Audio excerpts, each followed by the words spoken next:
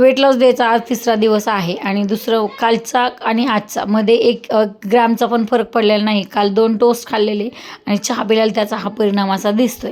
असं वांधा नाही. आजच्या दिवसाची सुरुवात तेजपत्ता आणि अद्रकच्या पाण्याने केली.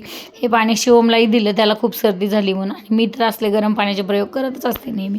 त्यानंतर अंघोळ देवपूजा झाल्याच्या नंतर देवालाही दूध दाखवलं. ह्याच्यामध्ये हळद घातलेली आहे आणि सुंठ पावडर घातलेली आहे. त्यानंतर जरा ज्यूस बनवावं म्हणून कढीपत्त्याची पानं, बीट, काकडी, हळद आणि आवळा घातलेला ह्याचं ज्यूस बनवला आणि तो चाळून घेतला.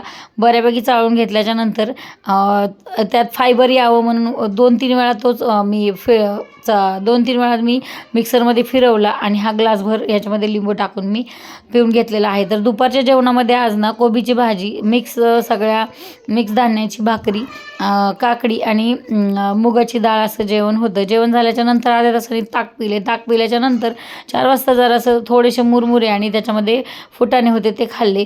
त्यानंतर अर्ध्या तासाने मी दालचिनीवालं पाणी पिले. दालचिनी खळखळून उकळून दिली आणि त्याचं पाणी पिले. चहाऐवजी हे बरं आहे.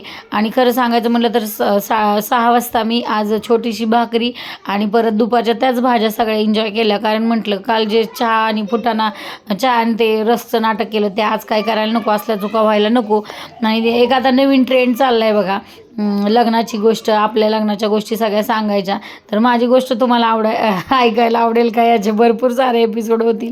तसंही मी कोणाच्या बापाला भेट नाही बरं, पण मला ह्याची परमिशन माझ्या शिवमकडून घ्यावं लागेल. त्याला आवडतं आहे की नाही हे सांगायला.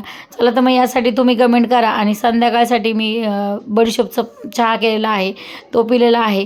चला तर मग उद्या भेटूयात. आणि त्यासाठी हे सगळं जर्नी पाहण्यासाठी तुम्ही मला पहिलं तर फॉलो करा आणि मोटिवेशन म्हणून छान छान कमेंट करत राहा. रामकृष्ण हरी मंडळी, जय Santaji. Bye bye, good night.